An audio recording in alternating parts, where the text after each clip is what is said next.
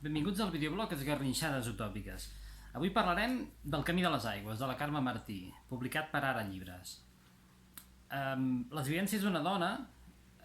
nascuda a principis del segle XX a l'Espluga de Francolí, són el fil conductor d'aquesta novel·la. La Carme Martí apel·la de nou a la fortalesa, a la valentia de la gent que li va tocar viure uns temps convulsos al nostre país.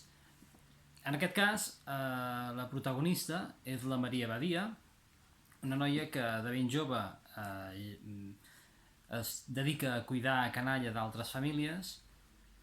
i que de mica en mica es va dedicant a altres coses, com per exemple anar a fer de cuinera en diferents cases de l'Espluga, però després també a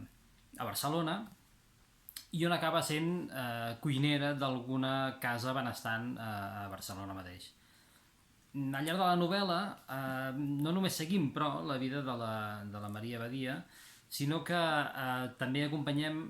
el camí de la persona que està escrivint aquesta novel·la, una escriptora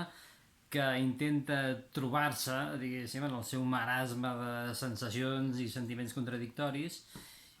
i una persona que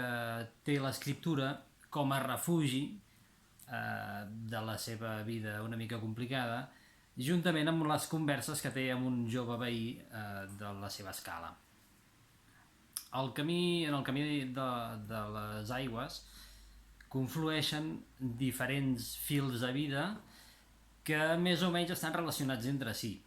i que acaben donant cos com històries, sobretot d'emocions i de sentiments. Més enllà d'això, hi ha tot el món de la cuina, que és potser el que més ens sona d'aquesta novel·la, si n'hem vist altres ressenyes, i de les receptes de la cuinera, de la Maria Badia, que ha anat recopilant al llarg del temps i que en cert moment, quan ja és molt gran, decideix recopilar en un quadern, i a partir d'aquí comença la novel·la.